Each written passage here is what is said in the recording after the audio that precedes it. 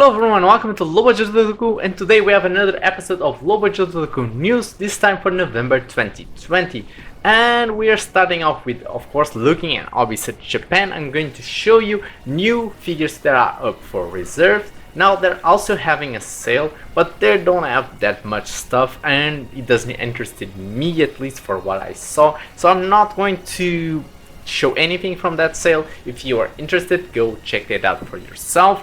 I'm going to start with the new figures, and we have two figures that are slightly interesting in this Figma Architect Next She and He flash color version. And these figures are primarily like very simplistic figures for drawings. So if you are a drawer and you want to draw action things, you probably would love to have some of these in with you, so you can pose them and then draw the basic for your character. It's very nice. They are coming out July 2021. These are re-releases. They keep re-releasing this a lot of time, and it's $26, so very cheap. If you're again someone who draws, you probably have some of these that are very practical. Now going to another re-release, and we have two from JoJo Part 3, and it's Jotaro Kuju version 1.5 and Star Platinum. Now I've reviewed a KO of JoJo that was awful. I really didn't enjoy that KO at all. The face had nothing on the original one, which is uglier, and the articulations were very loose. So I'm still interested in getting the original one, especially with Star Platinum. But unfortunately, the situation with COVID is not easy. Finances are really down. But let's hope for the best, because unfortunately this channel is not self-sustaining right now. But let's pray that things will be better next year. May 2021 re-release, and both of them cost $59. Then we have PlayArt Sky figures, and we have number 9S, so another character. Last time I talked about 2B that is getting also a PlayArt Sky, and 9S is also getting one. And like 2B, we have two versions, the DX one and the simple one, the normal one. Normal one costs $115, the DX one costs $153. Now for this $40 difference, does it compensate the DX one? The DX one brings a lot more stuff. That's definitely a fact. It does bring two extra faces, an extra sword, a couple of extra accessories, a couple of extra hands, that little robot. And if you're already paying so much for a PlayArt Sky figure, maybe you'll want the DX edition. I don't know. Definitely if I had the opportunity, I would get the DX edition and not the normal one. But it all depends on your budget. By the way, I forgot to tell you when it's coming out, May 2021. Both of the versions are coming out at the same time. Then we have this little character from Figma UMP9, and it's from Girls Frontline. It's again a girl with a big gun, and it's July 2021. $69. I think it's a bit exaggerated for such a generic figure, but it looks okay, I guess. And I have no idea what Girls Frontline is. Somebody already told me one time in my comment section, but it was a long time ago, so I didn't research more. Then we have some Bring Arts, and it's Final Fantasy XI Bring Arts Chocobo, and it's coming out April 2021. We have two versions. We have just Chocobo, and then we have Shantoto and Chocobo. So it's like a rider that's riding Chocobo, this little chicken thing. And we have between $105 and $129, a bit expensive. Looks okay, and it's coming out April 2021. Then we have SH Figure Arts Frieza First Form and Friezas Pod coming out April 2021, $85. Right now its reservations closed, but you can click in notify when available, so they warn you when they have more stock. I do enjoy that they're making the other versions of Frieza, not just the final version. I hope they also do the second version and the third version, because I do think they should get more love than they actually do. It's interesting, it's a good looking figure arts. A bit expensive because of the pod, but I hope It is a successful one. Then we have two characters that are from the same show, Jujutsu Kaisen. I have no idea what this is. We have Satoru Gojo and we have Yoji Itadori. Both of them are coming out with 1 month difference. So one is April 2021 and the other one is March 2021. Same pricing, $42. Not a bad pricing at all. But they do seem like simplistic figures. Probably don't have much hands or probably don't have even replaceable faces. Unfortunately, it is sometimes SH figures are a little bit cheap like that. Then we have another two figures of SH figure arts, and they are Sailor Moons, Sailor Neptune, and Sailor Uranus, and these are animation color edition. So I guess they are repaints of figures that already came out before. I may be wrong on that, but I'm not sure. Both of them are notified when available, coming out April 2021, $42 both of them. Actually do enjoy the look of these figures because Sailor Moon is part of most of us in terms of our childhood, and it is Sailor Moon. They had like this, let's face it, most of the people who grew up with Sailor Moon had some crushes on some of the Sailor Moon characters. We all know it. We all should admit it. Yeah, I actually want to have one day at least the Sailor Moon character. Only her, not the rest. The Sailor Moon, I think it should be a good figure for my collection. And then we have female body Shiaki from Figma with backless sweater.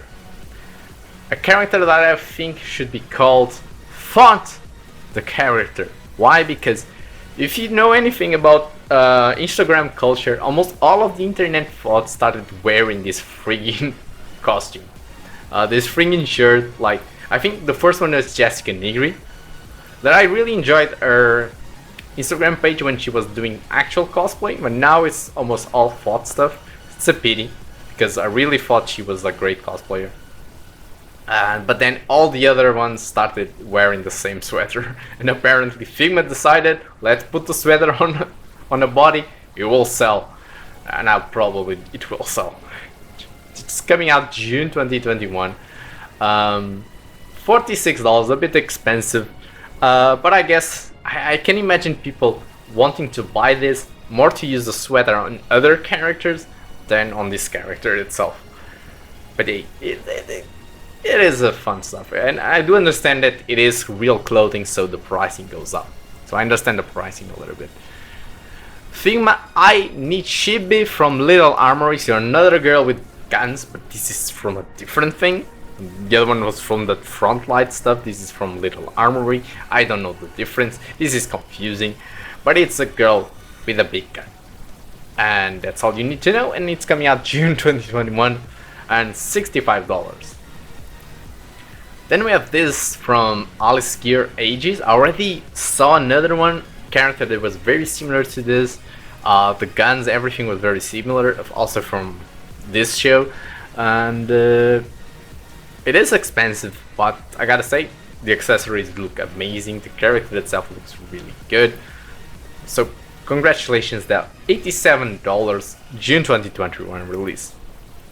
This one is the only one I think from the list that really interests me, and it's Figma Motoko Kusunagi from Ghost in a Shell standalone complex 2045 version, so the new Netflix show.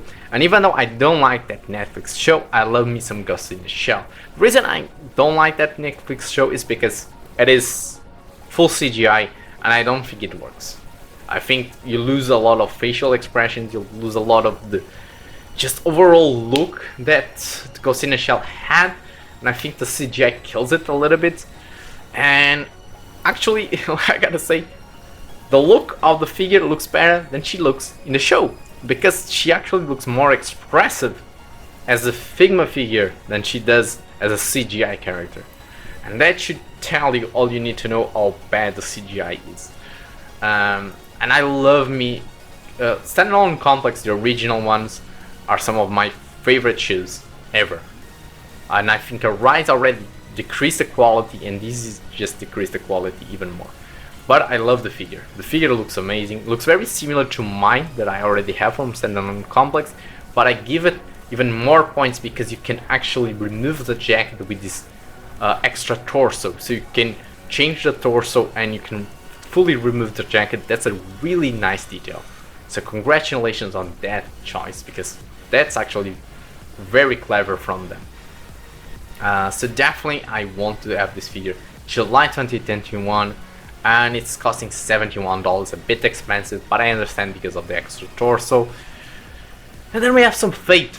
Figma Shielder Mash Kiri Light or Tinak. So this is another Shielder character. They already released another one, but this one looks a little even more beefier in terms of the armor.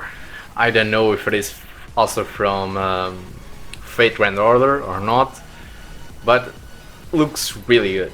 Even though it doesn't look easy to pose with that huge shield, but it does bring a stand for the shield specifically.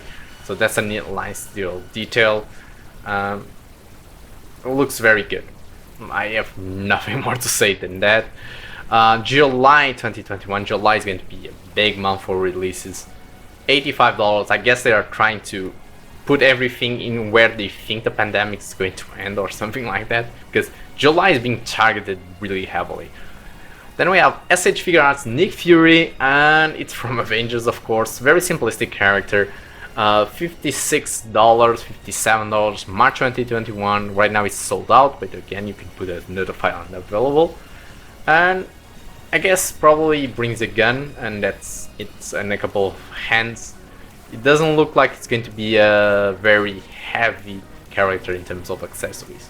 A couple of hands, a gun, and that's it. And a good face sculpt, but I wish at least they would give us different face sculpts, but I think they are going to be all the same face, and that's sad. I think SH Figure Arts needs to work on that. Then we have a Mafex character that I know nothing about, and that's Mafex number 144 Nightfall Batman. And yeah, I have no idea, nothing about this character, nothing at all. But Mafex has been doing a great job. Late September 2021 release, so a long way to go. $77, a bit expensive, but it's okay. Then we have Mafex number 143 SpiderMan Ben Reilly edition, so comic version. And this one I'm a bit disappointed because I like the idea of making a Ben Reilly character, so it's the clone from Peter Parker, the Peter Parker clone. But I wish they would have done the Scarlet Spider to be more unique instead of the version where he took the Spider-Man mantle. But yeah, this is that version, and it's very similar to the Spider-Man we already have, but just of course a different repaint and different sculpting in some places. But it's still not that different to me to completely justify its existence. But it's coming out late September 2021, $68. Then we have this other Mafex number 135 Tetsujin 28 Go. I have no idea what this is. This is a mech from some show that I never saw. I have no idea. $96. Late November. It doesn't say if it is this November or if it is 2021. So I have no clue. Just it is up for reserve.